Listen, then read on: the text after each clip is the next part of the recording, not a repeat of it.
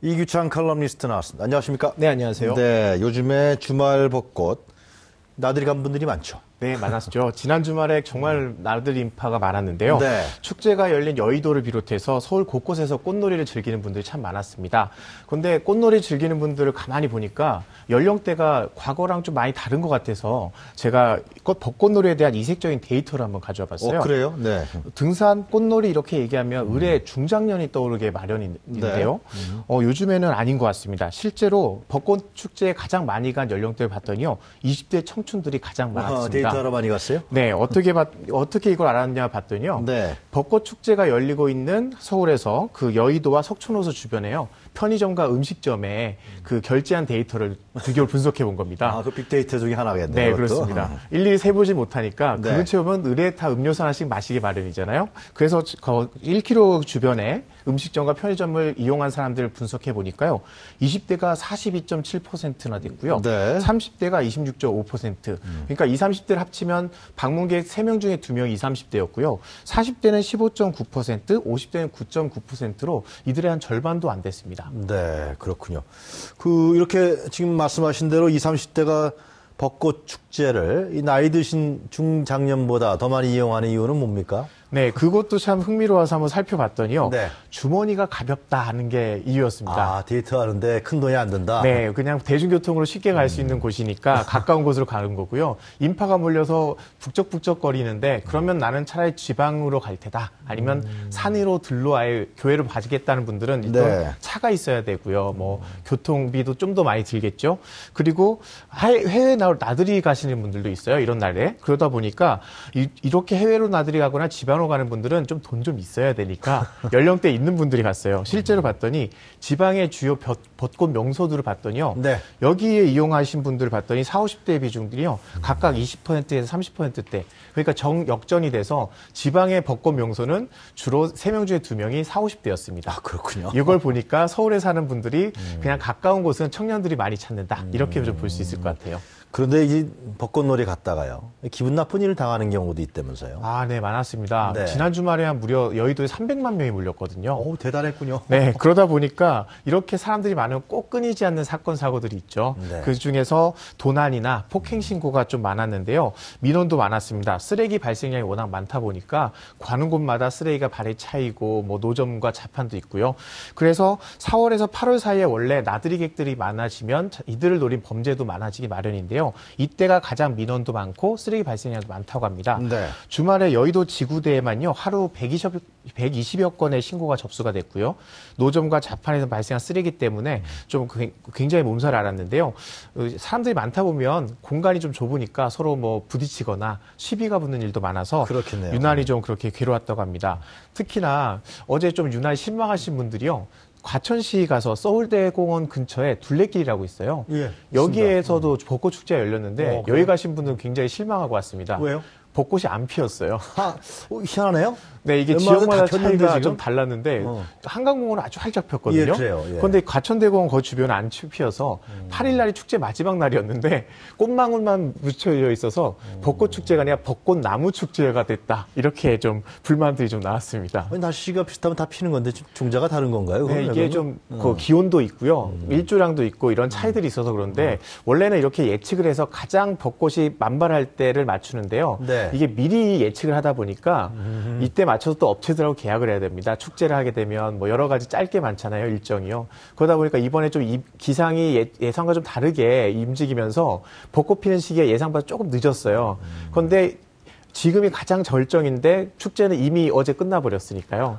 좀 어떤 면에서는 이런 좀 예측이 좀 빗나가서 데이터의 실패다라고도 볼 수 있을 것 날짜 같습니다. 맞추기 참 쉽지 않잖아요. 네, 쉽지 않죠. 기후가 또 이상 기온이 많기 때문에 영향을 많이 받는 것 같은데 주차하기 힘듭니다. 가면 그죠? 그건 네. 어떻게 됐어요? 한강공원에 어제 차 가지고 가신 분들 아마 주차장 빙글빙글 도셨을 것 같은데, 네. 이게 항상 사람 많은 곳에 가면 벌어지는 문제잖아요. 그래서 봄, 여름에 한강공원 찾는 분들이 많아지다 보니까 네. 이런 주차난 문제도 심각해서요. 조만간 서울시에서 이 대책을 지금 내놔서 6월부터는요. 공휴일에 가면 원래 그 한강 시민공원에 보면 11개 공원이 있잖아요. 네. 주차장이 43곳인데 여기가 일요일 날 공짜인 거 아시죠? 혹시 모르셨습니까? 공짜일 것 같다. 뭐 하여튼 뭐. 예. 그래서 월요일부터 토요일까지는 최초 30분 동안은 뭐 1,000원에서 2,000원 정도 받고요. 그 다음에 10분마다 200원에서 300원 정도 요금을 받는데요. 네. 일요일 날은 무료입니다. 그러다 보니까 이게 나들이로 오는 분들이 오는 게 아니고 어떤 분들이 하루 종일 그냥 거기다 세워두고 일 보시는 분들이 많은 거예요.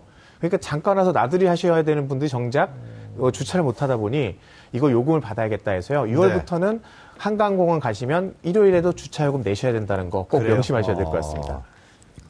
그 요즘에 말이죠. 시민들이 미세먼지도 많고 그러니까 숲을 많이 이용한다 그러더라고요. 숲 네, 많이 맞습니다. 찾고요. 네. 저도 목이 막 칼칼하게 한참 도시 돌아다니다 보면 어느 순간 목이 좀 잠기고 이러거든요. 보통 문제 아닙니다. 미세먼지. 네. 이거. 예. 그러다 보니까 도시에 좀 숲이 많아야 사람들이 숨도 좀 쉬고 이런 게 좀 완화되지 않을까 싶어서요.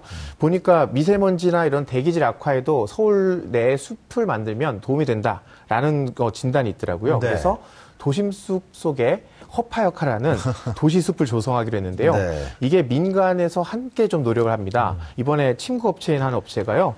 최근에 서울시 강서의 한강공원에다가 20헥타르 규모의 탄소 상쇄 숲이라는 걸 만들었어요. 오, 그래요? 이게 탄소 배출하는 기업들 같은 경우는 그에 해당하는 뭐 녹지 투자라든가 나무를 심거나 해야 되는데 이런 일환은 있기도 하고요. 원래는 개발이 하다가 중단되면서 황폐화됐던 숲인데요. 여기다가 친환경 사회 공원 사업 일환으로 이 업체가 저비를 들여서요. 5년 동안 이 20헥타르 규모의 숲을 조성하기로 했습니다. 이런 민간 주도 도시 녹화 사업이라고 하는데요. 이게 올해 전국에 456헥타르의 규모로 벌어지고요. 네. 정부도 또 330헥타르의 숲을 더 조성해서 합치면 굉장히 많은 규모가 됩니다. 작년보다도 훨씬 더 늘어나게 되고요. 인천이나 충북, 청주, 경남, 창원 등에서도 이렇게 숲이 제공될 예정인데 포스코, 삼성화재 같은 대기업들도 있고 여러 중소기업들까지 합쳐서 작년에 37개 기업들이 이런 숲 조성에 이렇게 돈을 보탰다고 합니다. 요즘에 말이죠. 이규찬 칼럼니스트 자전거 전용 차로죠. 네네. 전용 도로 잘 이용됩니까? 저도 한번 타보려고 했더니요. 네. 10m 갈 때마다 멈춰야 됩니다.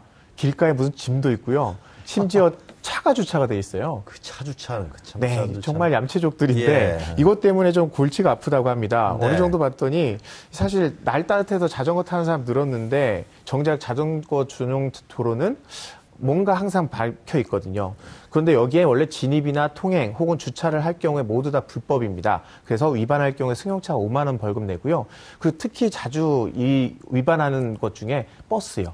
관광버스가 관광객들 싣고 와서 거기다 주차를 하는 경우가 굉장히 많다고 합니다. 오랫동안 주차하겠네요. 그렇죠. 버스면 예. 그래서 버스는 6만 원, 만 원 더 비쌉니다. 과태료 내야 되는데 10만 원 해야 될 것 같아요. 버스는 말이죠. 그런데도 이 운전자들이요 잠깐 서였을 뿐이라고 단속하려고 그러면 잠깐 한 바퀴 돌고 다시 오고 이렇게 한답니다. 네. 그러다 보니까 서울시에서 자전거 술천대를 운영해서 단속을 했는데요. 작년에 1,000대가 이렇게 위반 단속이 됐는데 올해는 3월까지만 벌써 1,000대가 넘었습니다. 그러니까 작년보다 한 4배 정도나 더 많이 단속이 되고 있는데 지난 주말에 한번 취재 기자가 한번 따라다녀 봤나 봐요. 그랬더니 네. 여의도 일대에서 2시간을 돌아다녔는데 100대가 무려 단속이 될 정도로 위반이 심각하다고 해서 앞으로 좀 단속을 좀 강화할 예정이라고 합니다. 이 자전거 전용 도로가 유명무실한 거네요. 한마디로 그죠? 네, 달려야 되는데 달리지 못하는 차로니까요.